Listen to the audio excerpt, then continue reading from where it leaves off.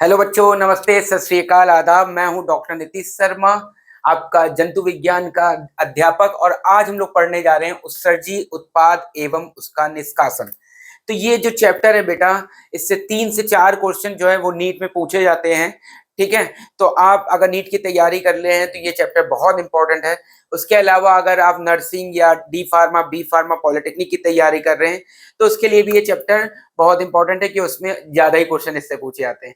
ठीक है, तो सवाल ये है कि ये जो चैप्टर है इसमें उत्सर्जी उत्पाद है क्या। तो उससे पहले, हम बताने से पहले, आप मेरे चैनल का नाम ध्यान रखिएगा। डीएनएस एकेडमी मेरे चैनल का नाम है। डीएनएस मतलब डॉक्टर नीतीश शर्मा। ठीक है, तो मेरी एकेडमी का नाम है डीएनएस एकेडमी। अगर आपको ये चैप्टर पढ़ना अच्छा लगे तो आप अपने दोस्तों को भी शेयर जरूर करें। चलिए स्टार्ट करते हैं उत्सर्जी उत्पाद के बारे में। तो उत्सर्जी उत्पाद बेटा बनते कैसे हैं? तो उत्सर्जी उत्पाद कैसे बनते हैं? जो भी हमारे उत्सर्जी उत्पाद का बनना, ठीक है, कैसे बनते हैं? तो उत्सर्जी उत्पाद बनते हैं, कैसे बनते हैं बेटा? तो यह हमारे, लिखते जरूर जाना साथ साथ, ठीक है, लिखने से याद होता है। ठीक, अगर आप लिखे रखोगे, अपने नोट्स रहेंगे तो आपको प्रॉपर तरीके से याद होगा। एज कंपेयर टू के आप रीडिंग कर लो। भाई नीतीश सर डॉक्टर बन गए हैं, अब आपको डॉक्टर बनना है, और अगर आपको डॉक्टर बनना है तो आपको मेहनत करनी पड़ेगी। ठीक है बच्चों, तो उत्सर्जी उत्पाद कैसे बनते हैं? यह हमारे उपापचयी अवशिष्ट पदार्थ जो होते हैं, उपापचयी अवशिष्ट पदार्थ से बनते हैं। ठीक है, अब सवाल ये, उपापचयी अवशिष्ट पदार्थ क्या है?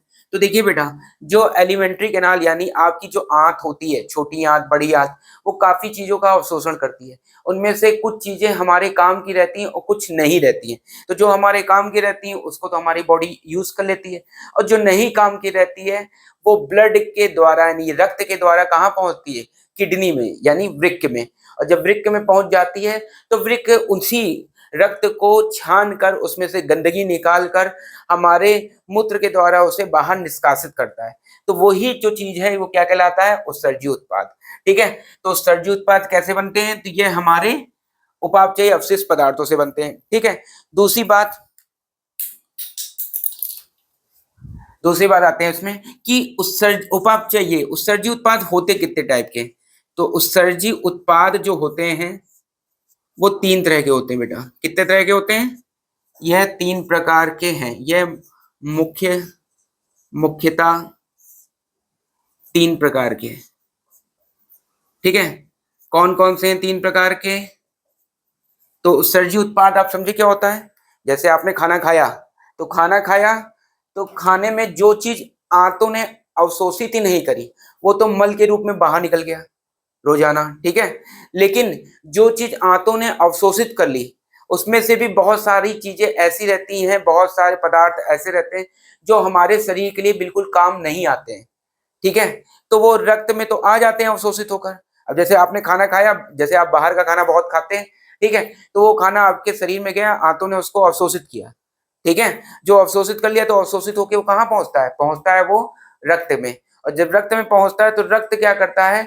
उस उनमें से अच्छी चीजों को, तो अच्छे पदार्थों को तो कोशिकाओं तक दे देता है, लेकिन जो खराब पदार्थ होते हैं उनको वो लेके जाता है वृक्क में। और वृक्क उस रक्त को छान कर, है ना, उससे क्या बनाता है? मूत्र। तो इसी बात को मैं एक लाइन में लिख दे रहा हूं, ठीक है, ताकि आप समझ में आ जाए आपको। उत्सर्जी उत्पाद में ही चल रहे हम लोग, इसी पॉइंट में ही सारे। ठीक है, भोजन द्वारा आने वाले पदार्थों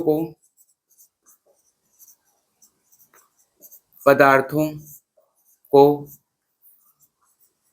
आंत द्वारा अवशोषित कर लिया जाता है। ठीक है, अवशोषित कर लिया जाता है, अवशोषित कर लिया जाता है। ठीक है, फिर क्या होता है बच्चों? अब आंत द्वारा अवशोषित हो गया तो अब वो पदार्थ कहां पहुंच जाएगा?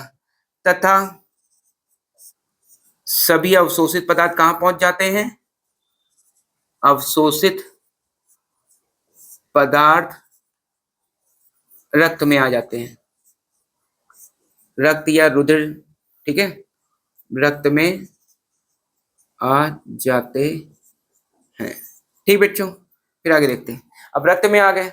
रक्त क्या करता है, उनमें से वो जो अच्छे पदार्थ होता है, ठीक है, तो और उनको तो कोशिका में दे देगा, और जो खराब पदार्थ होते हैं,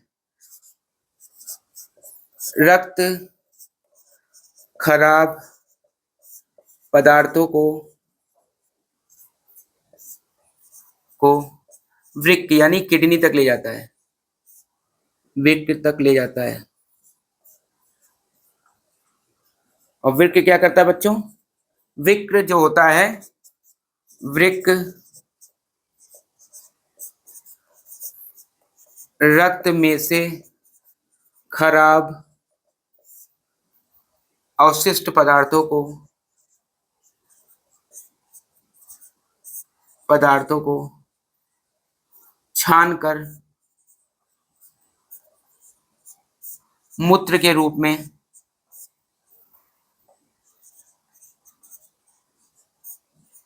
बाहर त्याग देता है। ठीक है, त्याग देता है। बात समझ में आ रही है आप लोगों को? ठीक बेटा, तो ये तो बात होगी कि किस तरीके से हमारे शरीर में जो उत्सर्जी उत्पाद बनते हैं और वो उत्सर्जी उत्पाद कैसे जो है हमारे शरीर से बाहर निकलते हैं। इतनी लाइन नोट कर लो, फिर मैं आगे यही उत्सर्जी पदार्थ मुख्य 3 प्रकार के इनको स्टार्ट करता हूं। ठीक है, हो गया? ठीक है, हम रब कर रहे हैं। अगर नहीं आप लिख पाए हैं तो आप रिवाइंड करके देख लीजिएगा या स्क्रीनशॉट ले लीजिए। ठीक है,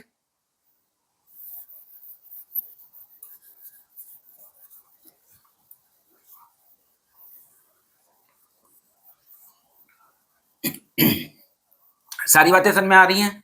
अगर कोई कंफ्यूजन लगेगा और आप चाहोगे तो मैं आप लोग की ऑनलाइन क्लास भी अरेंज कर दूंगा। ठीक है, और जब भी ऑनलाइन क्लास लगाऊंगा तो डिस्क्रिप्शन बॉक्स में उसकी डेट, कौन सी तारीख को लूंगा, कितने बजे लूंगा, ठीक है, और जो है कौन सा चैप्टर पढ़ाऊंगा। ठीक है, तो ये सारी जानकारी जो है मैं डिस्क्रिप्शन में दे दूंगा। ठीक, अगर आप चाहेंगे तो, या आप कमेंट करके पूछेंगे तो भी मैं आंसर दे दूंगा।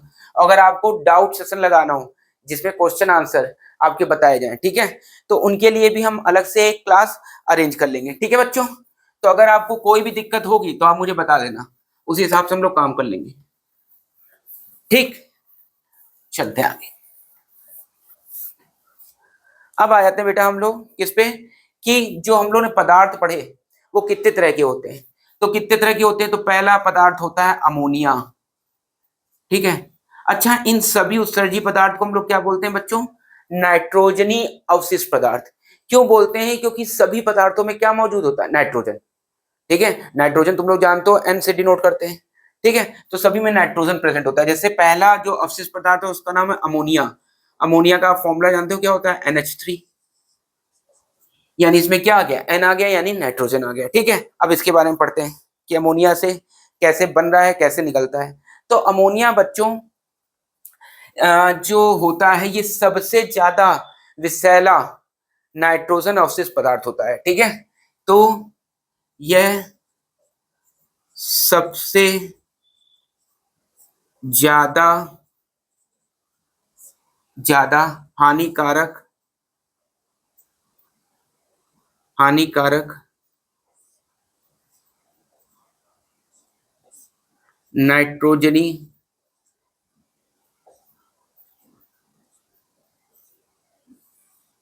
अवशिष्ट पदार्थ है।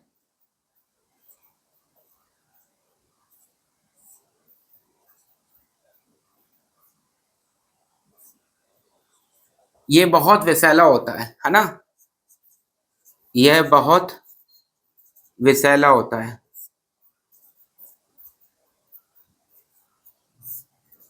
फिर उसके बाद, लेकिन इसमें फायदा क्या है कि ये जल में बहुत ज्यादा घुलनशील है। ठीक है, अभी इन सब बातों को मैं बताता हूं। ठीक है, यह जल में बहुत ज्यादा घुलनशील है। ठीक है बच्चों, अब ऐसे आप समझ के चलिए इस लाइन को। तो ऊपर के तो दोनों पॉइंट समझ में आ गए कि ये एक नाइट्रोजन अवशिष्ट पदार्थ है जो कि बहुत विषैला होता है और बहुत हानिकारक है। ठीक है, अब जल में घुलनशील है बहुत ज्यादा, उस पॉइंट को समझते हैं। देखिए बच्चों, होता क्या है कि जैसे मान लीजिए मैं बहुत ज्यादा सांद्र, ठीक है, हाइड्रोक्लोरिक अम्ल ले लूं, ठीक, और बहुत ज्यादा सांद्र हाइड्रोक्लोरिक अम्ल को अगर हम हाथ पे गिराएंगे तो क्या होगा, हाथ जल जाएगा। मान लो एक बूंद मैं बहुत ज्यादा सांद्र वाला हाइड्रोक्लोरिक अम्ल लेता हूं और उसको अपने हाथ पे गिराता हूं तो हाथ मेरा जल जाएगा, छेद इवन बन जाएगा, है ना। इतना ज्यादा वो क्या कहते हैं, खतरनाक होता है अम्ल, ठीक। लेकिन अगर हम लोग उस एक बूंद को 1 लीटर जल में मिला लें, उसके बाद हाथ पे गिराएं, तो क्या वो उतना ही खतरनाक होगा? बोलिए आंसर। तो आंसर क्या है, नहीं। ठीक है बेटा, जब हम एक ड्रॉप को डायरेक्टली डालेंगे, ठीक है, तो वो जो है वो हमारे लिए ज्यादा खतरनाक है। लेकिन अगर हम एक ड्रॉप को, एक बूंद को जल में, 1 लीटर जल में मिला के तब हाथ पे डालेंगे, तो वो उतना खतरनाक नहीं होगा, ठीक। उसका रीजन क्या होता है कि जब हम किसी चीज को तनु करते हैं, डाइल्यूट करते हैं, तो वो क्या हो जाता है, उसका जो मोलरिटी होती है वो कम होने लगती है, ठीक है। ये सब आप केमिस्ट्री में पढ़ते ही होगे, ठीक है। तो मेरे कहने का मतलब क्या है कि जब कोई विषैली चीज को आप जल में घोल देते हैं, तो जल में घुल जाने के कारण उसका विषैलापन क्या हो जाएगा, कम हो जाएगा। सेम चीज यहाँ पे भी है। अमोनिया बहुत ज्यादा विषैला है, इसीलिए इसको शरीर में ज्यादा देर तक रोका नहीं जा सकता, इसीलिए इसको कभी भी वृक्क से बाहर नहीं निकालते हम लोग, ठीक है। तो यह शरीर में ज्यादा देर तक नहीं रोका जा सकता, ठीक है। और फिर इसके बाद बेटा नेक्स्ट पॉइंट क्या हो जाएगा, इसको वृक्क से बाहर नहीं निकालते, इसको वृक्क यानी किडनी, है ना, वृक्क से बाहर नहीं निकालते। तो इसको कौन बाहर निकालता है, इसको शरीर की जो सतह होती है उससे या तो बाहर निकाला जाता है, या गलफड़े जो होते हैं उनकी सतह से बाहर गलफड़े मतलब गिल्स, ठीक है। तो इसको शरीर की सतह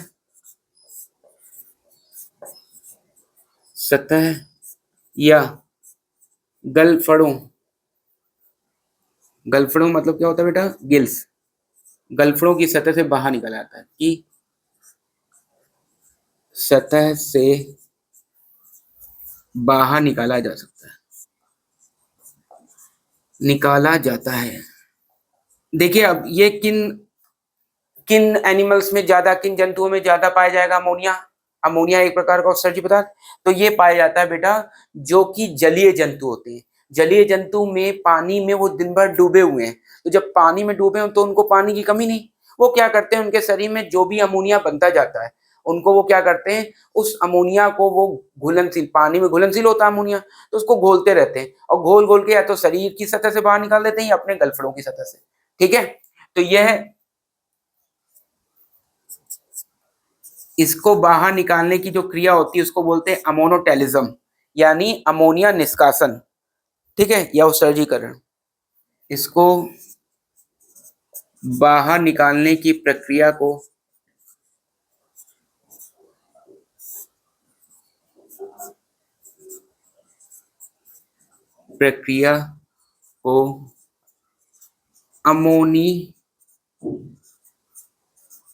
अमोनिया उत्सर्जीकरण बोलते हैं, उत्सर्जीकरण कहते हैं। और जो जंतु इसे बाहर निकालते हैं, जंतु इसे बाहर निकालते हैं, उन्हें अमोनोटैलिक बोलते हैं, अमोनोटैलिक,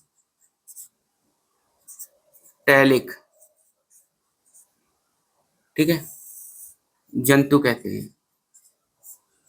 समझे मेरी बात को।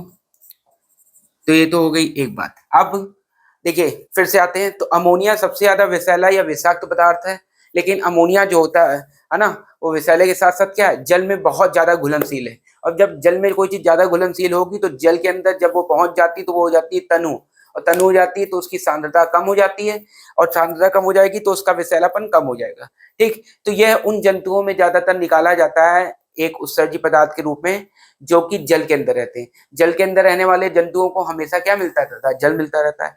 तो वो जलीय जंतु अपनी शरीर की सतह से या अपने गलफड़ों की सतह से इसको निकाल देते हैं, ठीक है, जल में घोल-घोल कर। और इनके बाहर निकालने की क्रिया को क्या बोलते हैं? अमोनिया उत्सर्जीकरण बोलते हैं या अमोनिया उत्सर्जीकरण बोलते हैं। और जो जंतु इसे बाहर निकालते हैं उसे क्या बोलते हैं? अमोनोटेलिक जंतु। अब इसमें एग्जाम्पल देख लेते हैं। तो कौन-कौन से एग्जाम्पल बेटा, उदाहरण कौन-कौन से इसमें? तो उदाहरण में कौन सा हो जाएगा बताओ?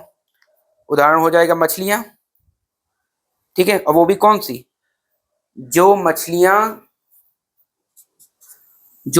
बोनी होंगी, मतलब हड्डी वाली, ठीक है, अस्थि युक्त मछली, ठीक है, जलीय उभयचर,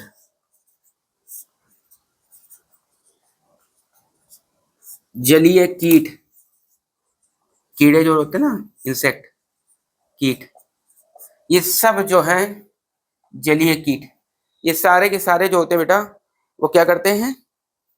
वो निकालते हैं अमोनिया को, ठीक। तो ये सारी बातें हो गई अमोनिया से रिलेटेड, कि अमोनिया को निकालने वाले एनिमल कौन से होते हैं, ये बनता कैसे है, ठीक है। तो ये सारी बातें हो गई, नोट डाउन कर लो इसको।